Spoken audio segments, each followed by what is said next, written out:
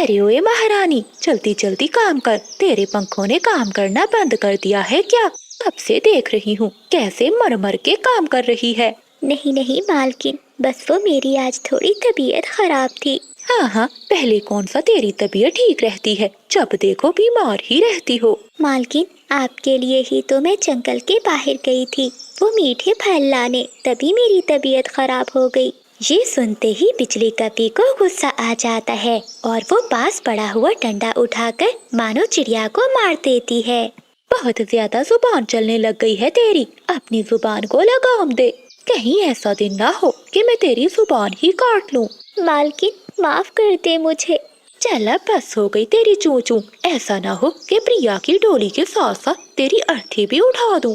जाकर देख प्रिया तैयार हुई कि नहीं। जी मालकिन, अभी जाकर देखती हूँ। ऐसा कहते हुए मानो चिड़िया रोती हुई प्रिया के पास जाती है।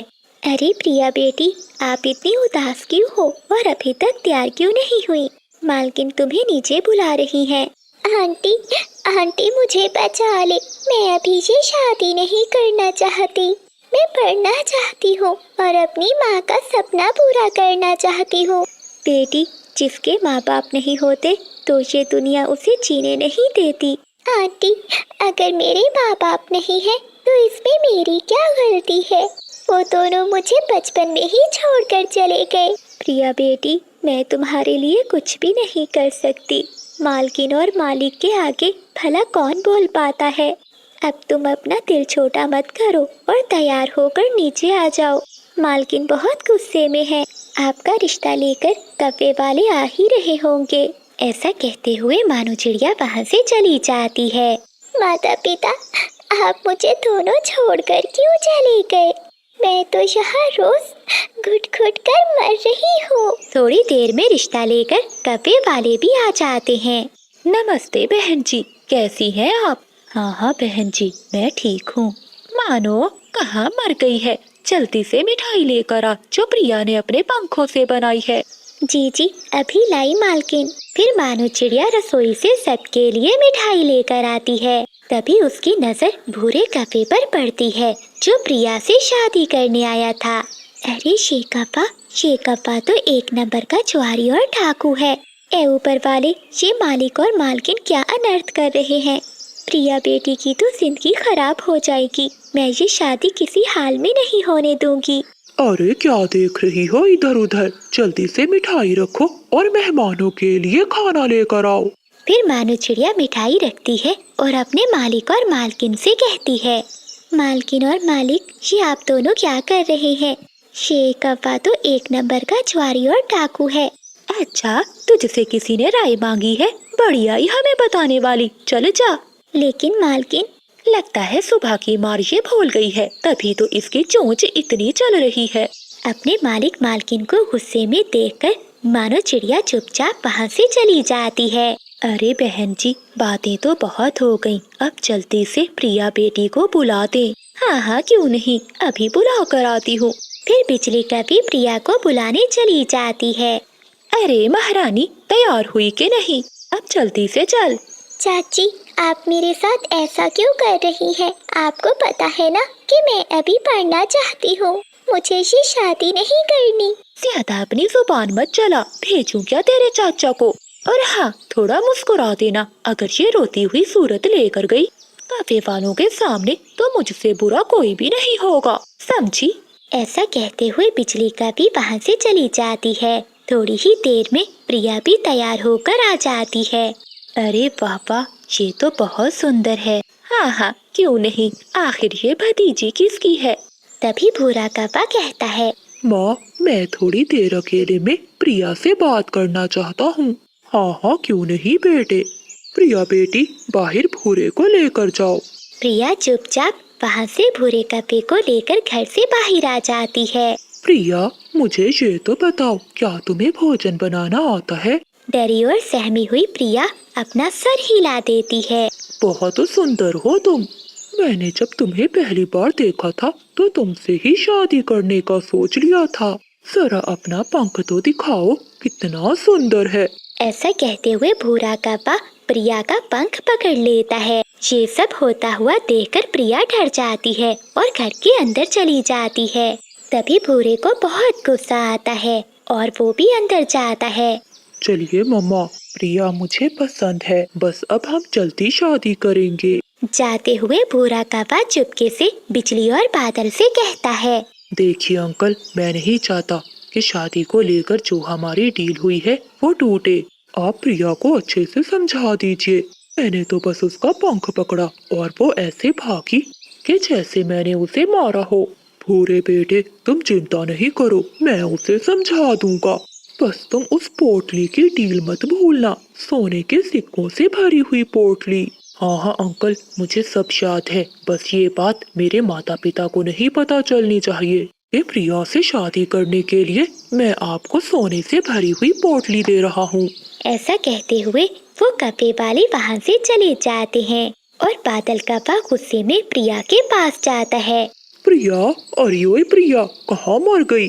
जी चाचा जी, क्या हुआ? क्या हुआ कि बच्ची, आज तेरी वजह से ये रिश्ता टूटते हुए बचा है। बस मैं ही जानता हूँ कि कैसे मैंने भूरे को शादी के लिए मनाया। तभी वहाँ पर बिजली कौवी भी आ जाती है। अजी क्या हुआ? आप इतने गुस्से में क्यों हो? आपका बीपी बढ़ जाएगा। जरा अपने गुस्से पर काबू करो। बिजली, गुस्सा क्यों ना करूँ? कितनी मुश्किल से शादी करवा रहा हूँ मैं इसकी, और एक ये अनाथ है कि शादी तोड़ने पर लगी हुई है। अब क्या किया तूने? सुन ले मेरी बात, अगर तूने ये शादी तोड़ी तो मैं तुझे जिंदा जला दूंगी। अपने चाचा चाची की बातें सुनकर प्रिया बहुत डर जाती है। ऐसा कहते हुए वो दोनों वहाँ से चले जाते हैं। शाम होते ही बिजली कौवे का भाई बिरजू कौवा आ जाता है। ना, क्या हुआ? मुझे भूरे ने सब बताया। बहुत मुश्किल से ढूंढा है ये रिश्ता। तुम्हें तो पता है कि कितना सोना मिलेगा हमें, और साथ में ये घर भी।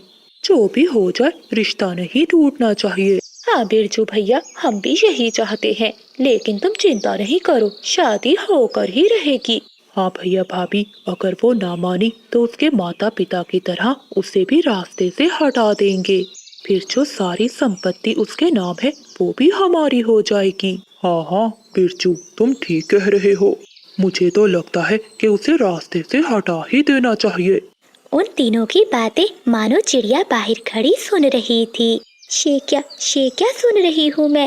बड़े मालिक मालकिन को इन्होंने मिलकर मारा है। मुझे प्रिया को सब बताना होगा।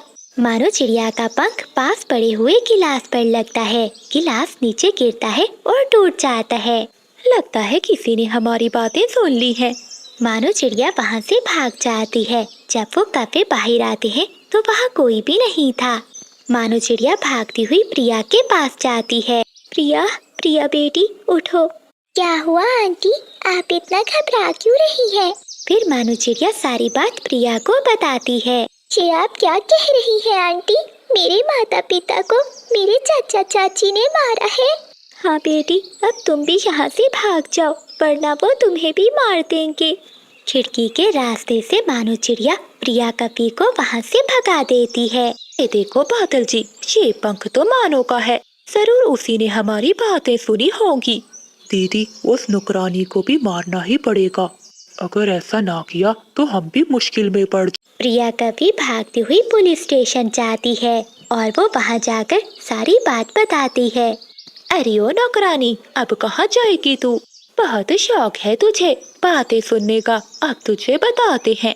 ऐसा कहते हुए बिजली कौवे एक बड़ा डंडा उठाती है। वो मानो चिड़िया को मारने ही वाली थी कि प्रिया पुलिस लेकर वहाँ आ जाती है।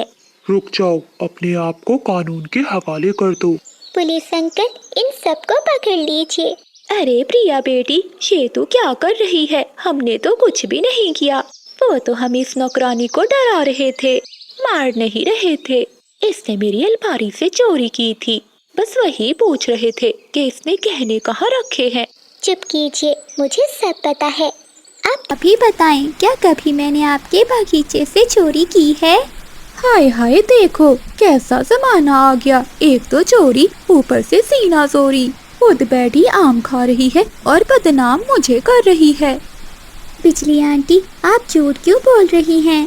कोई भी पक्षी मीना चिड़िया का विश्वास नहीं करता और मीना रोती हुई वहाँ से चली जाती है। जब वो अपने घोंसले के पास जाती है तो अपने घोंसले को नीचे टूटा हुआ देखकर हैरान होती है। ए ऊपर वाले, मेरा घर किसने तोड़ दिया है? मैंने भला किसी का क्या बिगाड़ा था? अब मुझे फिर से बारिश और तूफान में ऐसे ही रात बितानी होगी। मीना बैठी ऐसे रो रही थी, तभी बिजली कभी और बादल कबा हंसते हुए वहाँ आते हैं। बादल जी, ये तो बहुत भोली है।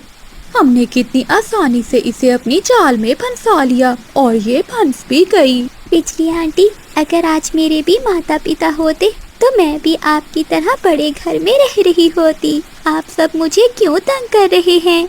क्यों हर समय मेरा मजाक बनाते हो? मैं तो आप सबके साथ मिलकर रहना चाहती हूँ। मीना की बातें सुनकर बिजली और बादल वहाँ से चले जाते हैं। वो रात मीना चिड़िया बारिश में ही गुजारती है। एक दिन मीना चिड़िया भोजन की खोज में बस्ती की ओर जाती है। तभी उसे मिट्टी के बर्तन बनाने वाला एक इंसान दिखाई देता है। अरे, ये तो कितने सुंदर बर्तन हैं। अगर ये लोग मिट्टी से बर्तन बना सकते हैं तो क्या मिट्टी से घर नहीं बन सकता? अगर मेरा भी एक मिट्टी का घर होता तो कितना अच्छा होता। हाँ, अगर मेरा घर सुंदर होगा तो सभी पक्षी मुझसे दोस्ती करेंगे। फिर मीना चिड़िया अपने चोंच में थोड़ी थोड़ी मिट्टी लाकर अपने पेड़ पर जमा करती है। मिट्टी तो मैं ले आई हूँ, लेकिन ये बदमाश पक्षी फिर से मेरा घर ना तोड़ दे। मुझे कुछ भी समझ में नहीं आ रहा कि मैं क्या करूँ। तभी कबूतर वहाँ आता है। अरे मीना, किस चिंता में बैठी हो? तुमने अभी तक अपना घर नहीं बनाया। क्या बताऊँ बंटी मामा, मैंने तिनका तिनका इकट्ठा कर कर अपना घर बनाया था, लेकिन यहाँ के पड़ोसी पक्षी मेरे साथ बहुत बुरा बर्ताव करते हैं। उन्होंने धोखे से मेरा घर नीचे गिराकर तोड़ दिया। मामा जी, मैंने ये सारी मिट्टी जंगल के कोने कोने से इकट्ठी की है। अब मैं इससे अपना घर बनाना चाहती हूँ, लेकिन मैं डरती हूँ कहीं वो फिर से मेरा घर ना तोड़ दे। तुम चिंता नहीं करो, इस बार तुम्हारा मामा तुम्हारे साथ है। तुम बनाओ अपना घर, मैं देखता हूँ कौन आता है तुम्हारा घर तोड़ने। मीना चिड़िया कबूतर की बात सुनकर बहुत खुश हो जाती है और वो दिन रात एक करके अपना मिट्टी का एक सुंदर सा घर बनाती है। बादल जी, वो देखो, चिड़िया ने फिर से अपना घर बना लिया। चलो, इसे सबक सिखाना ही पड़ेगा। मीना अपना घर बनाते बनाते थक जाती है और नदी से पानी पीने चली जाती है। बादल जी, चलो, यही मौका है, गिरा देते हैं इसका मिट्टी का घर। आई थी बड़ी हमारे पड़ोस में घर बनाने वाली। जैसे ही बिजली और बादल वहाँ जाते हैं तो कबूतर डंडा लेकर आ जाता है। कबो, शर्म नहीं आती तुम्हें? तुम्हें तो उसकी मदद करनी चाहिए थी, उल्टा तुम उसे ही तंग कर रहे हो। और तो और तुमने उसका घर भी तोड़ दिया। कितनी मेहनत करके उसने अब ये घर बनाया है। अब तुम दोनों यहाँ क्या करने आए हो?